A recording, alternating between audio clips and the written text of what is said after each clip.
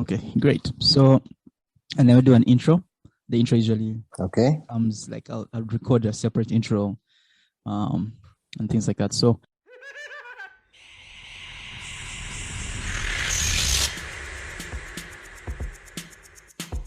in this episode of Madhouse, we speak to Byemanzi about his work in the advertising industry and all the cool things he's been up to. Enjoy the episode. I guess let's just begin. So for all the listeners on this podcast, let's just get into who you are, what you do, the whole thing. Yeah. Okay. Thank you, Gabriel, for the opportunity to be on your podcast.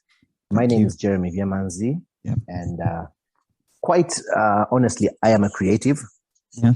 And I've really been one for quite a while, but I've worked in the advertising industry in Uganda and in East Africa, I could say, for about 19 years now. That's from about 2002. Yeah. Okay. From about 2002. Mm-hmm. And I've worked with several agencies as a designer, as an art director, grew into a senior art director, creative director. Okay. And up until end of Feb, I was creative director at Nomad. Nomad is an ad agency, which is about 10 years old now. Okay. Yeah.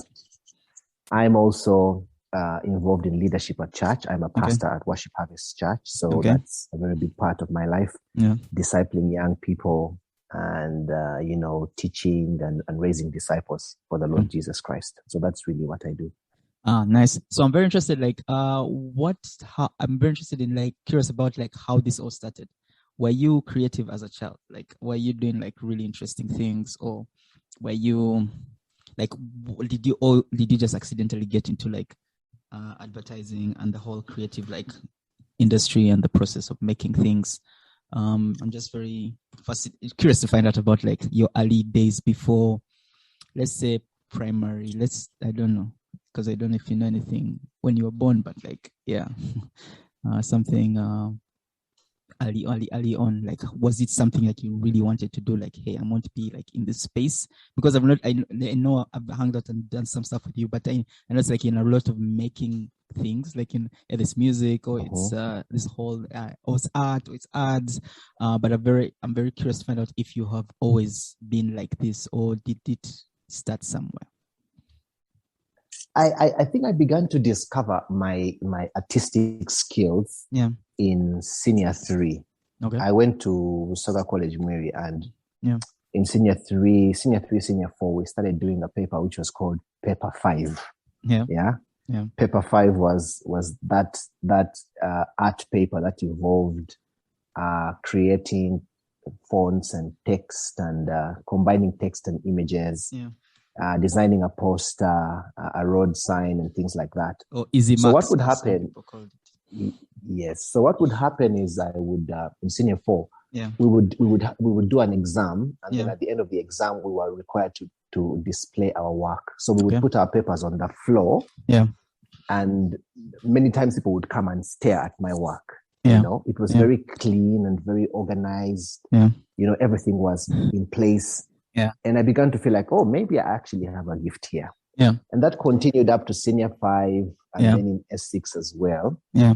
But my dream was always to be an architect. So I really wanted to study architecture. I did not eventually study architecture, as I did not pass mathematics. But I had an A in art. Yeah. Okay. Yeah. So I failed to qualify for many of my subjects, many of my courses that I wanted to do at the university. Okay. I ended up qualifying for School of Fine Art. Okay. Yeah.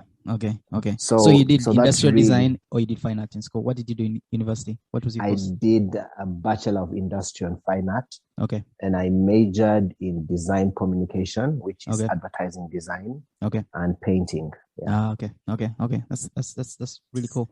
So how did you get into advertising? Was it after campus you just got the advertising job, or were you doing other things and figuring out stuff before you got into the world of advertising? Because that's how I've known you. While I was at School of Fine Art, in second year, we were told to go and look for places to do our internship. Okay. So I went to a place called Access Reprographics. Okay. Because I knew my former business partner used to work there, and so he connected me to the place. Yeah. And then I went in and asked for an internship opportunity, and I was granted. This was on Nkrumah Road. Okay. Yeah. Okay.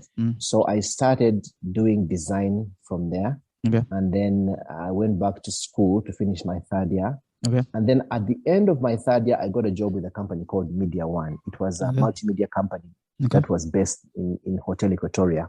Okay. I was there for 6 months. Okay. And then after those 6 months, I went back to Access Reprographics. Oh, okay. In early 2003 and asked for a job, and I was given a job. Okay. So I started as a designer, graphics designer, designing for print. Okay. And then after 3 years, I wanted to go into advertising. So I quit my job and applied to 3 ad agencies. I applied to Ignition Uganda. Okay. I applied to Saatchi and Saatchi. Okay. And I don't remember the third one. But Ignition gave me a job, and that's when I started really working with ad agencies. Okay. And in Ignition, what was your capacity? Was it still doing graphic design, or how do you like? It was I was an art director, but a junior art director. Oh, okay. Yeah. Like advertising seems like high pressure, high result oriented like space. I'm very curious to understand, like, if you could share like a short story, but like, I'm very interested in understanding, especially when how you sort of navigate failure and how you sort of communicate it, and then how you sort of solve the problem after. Because someone has spent their money at ad agency, or you're the creative person making the thing for the campaign or whatever it is needs to be advertised. But then sometimes, we're all human beings, so I guess something's going to go south at some point. But I'm very curious from since you're in the space, how you sort of deal with failure, communicate it, and then rectify it, and how that has been like, and how you've sort of like either gotten better at it, or how, if you could even share a story of like maybe a first time where it's like you thought you were going to die or something. I'm just like curious about like that process and that thought process of how you sort of dealt with like things like that. Okay, I have very many stories, but just maybe I'll tell you one or two. Yeah. When I was working at Access Reprographics, we used to do printing for one of the big banks in Kampala. Yeah. So one of those big clients brings a pricing guide, which was a brochure which highlights all the prices of the bank transactions. Okay. So maybe minimum balance, maybe transactional fees. And everything about the bank was designed and put on a brochure, all the fees. Yeah. So I was given a job to do color separation and printing of films for the brochure for this bank. Okay.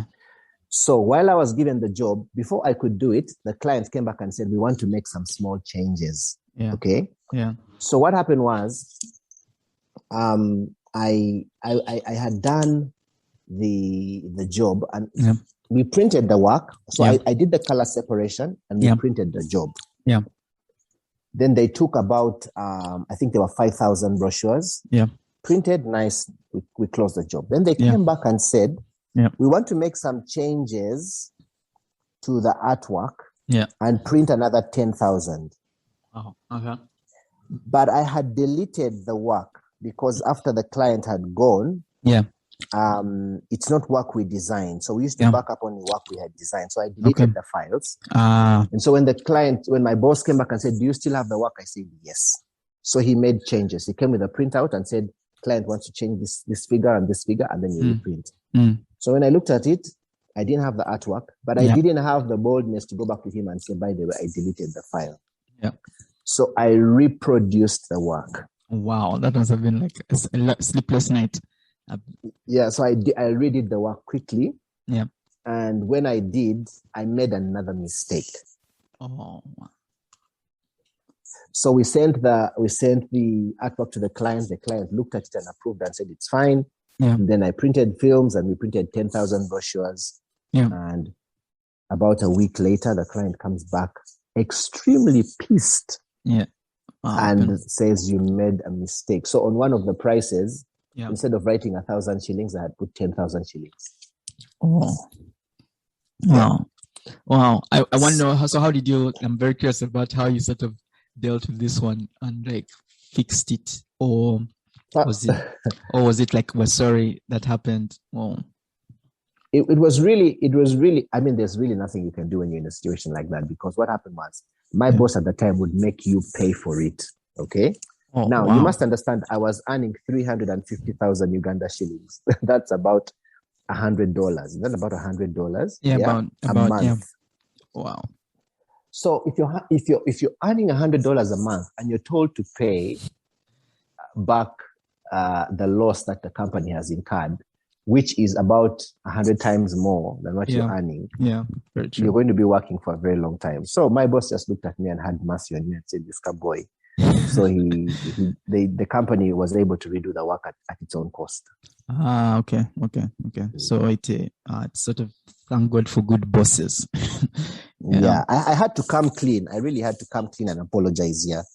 Yeah. Wow. So also being honest and like just saying, guys, it's not this happened. Yeah.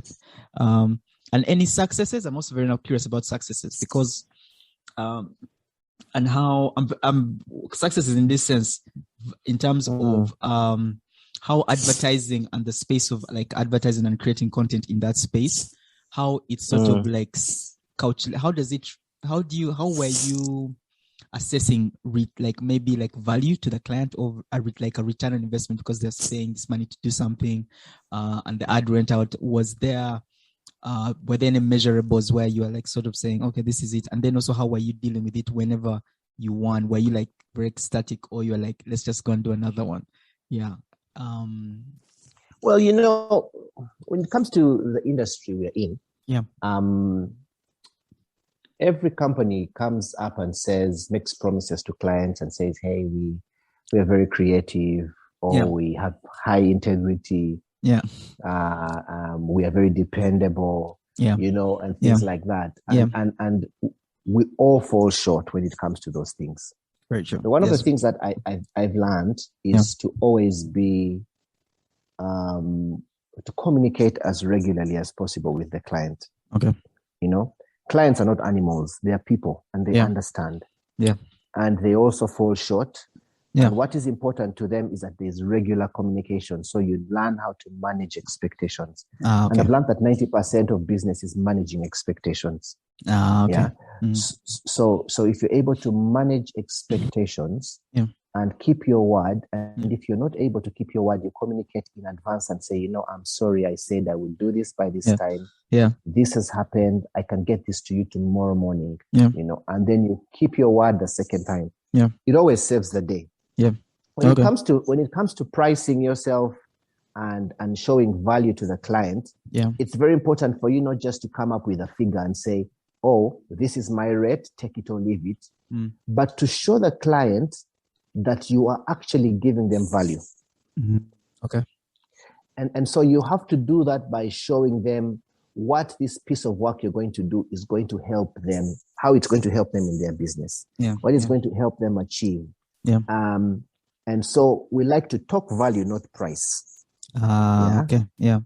That's something I learned, because when you talk value, you're telling the client what this is going to do for them. Okay. When you talk price, you're, in other words, telling the client, this is what I'm going to get from you for this. Okay. And every time you talk price, there's always going to be another person who can do it cheaper.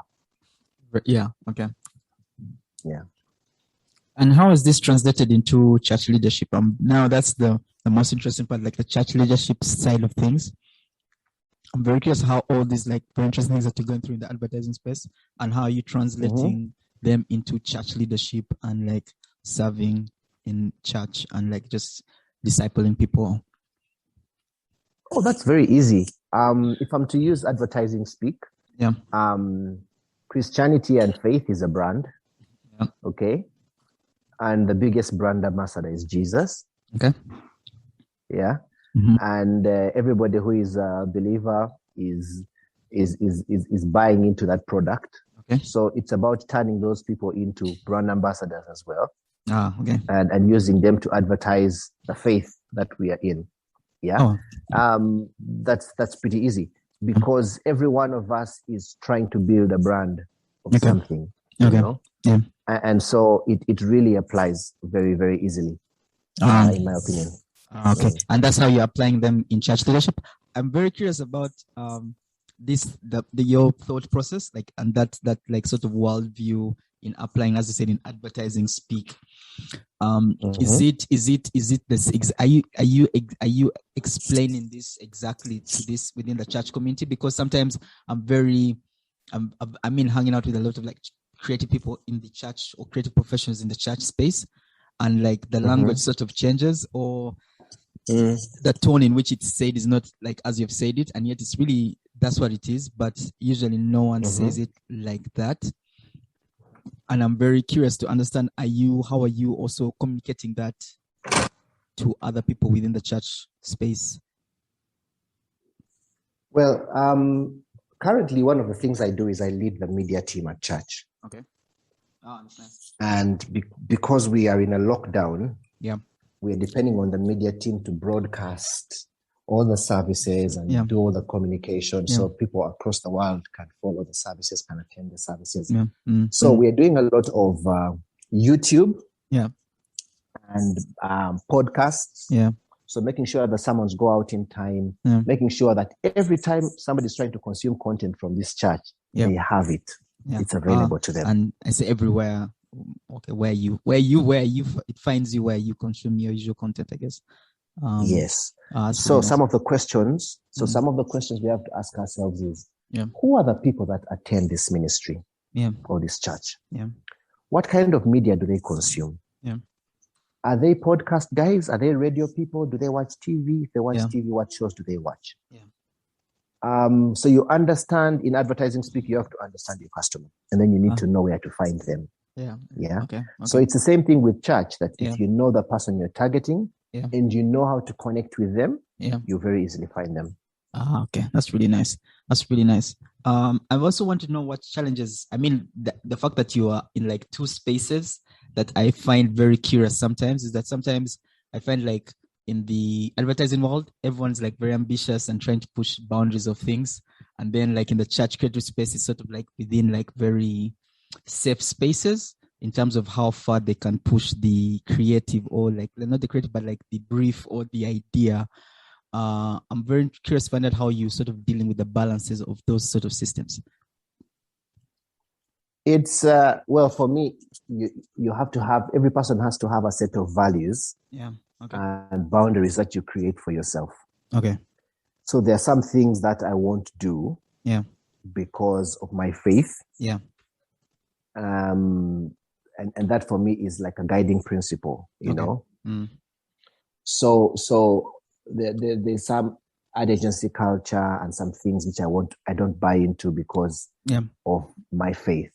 But I've had no problems at all working in both spaces. That's nice. People receive you the way they know you are, and it's not been a problem to me at all. Okay, cool. So last question that we have usually at the end of every podcast. I usually ask every guest one life lesson that you think the listeners of the podcast can either take and apply in their life or in their professional creative lives, or whatever else they do in life, but like just a life lesson that yours, Jeremy, has learned throughout, I think now it's coming to 20 plus years of being in the business. And what life lesson you think they should apply and how they should apply it? Okay. One of the things that I've been meditating and learning a lot about is creating clarity. Okay. Creating clarity. Yeah. Because as creative people, you find yourself in a space where you can do very many things and do them well. Yeah. Yeah. Yes. And so sometimes you become a jack of all trades and a master of none. Yeah. That's funny thing. I had someone tell me the full quote of that statement. It was so hilarious that I think it's jack of all trades, master of none, better than the master of one, which is very interesting. But yeah, anyway, you're still saying yes. Yeah. So it's important for you to be clear about who you are, what you can do, and what value you bring to the market. Okay. Yeah. If you can get that statement and say, my name is Gabriel, this is who I am. Yeah. This is the value I bring to the market. Yeah. it will be very easy for you to connect with people. Many times we communicate very many things. And I guess very ambiguous. You get like they're not finished sentences. So you're like, hey, you're a filmmaker and a photographer. Okay, what kind of filmmaker again? What kind of photographer? And then like it's just all over the place. And then it's like, we're not sure. We want to do anything with you or engage in any way. And that's really cool. That's really nice. Yeah, and so when you're given work to do, it becomes very hard because you're trying to do all sorts of things because you've made all sorts of promises. Okay.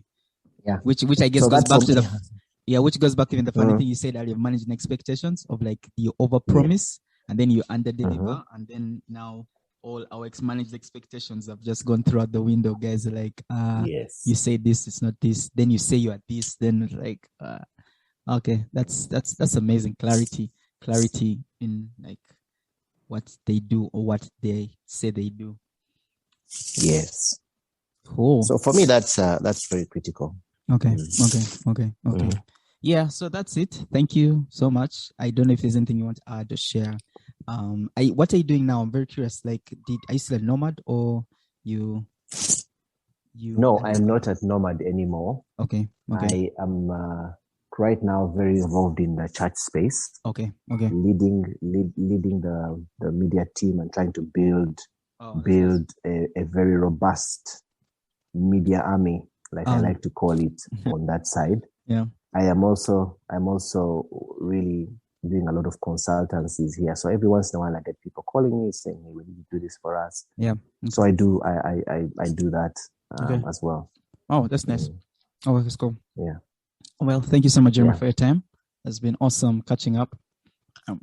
After not seeing you in many years, so since I'm the one who hides in caves. Yeah. Anyway, thank you. All right, Gabriel, thank you for the opportunity.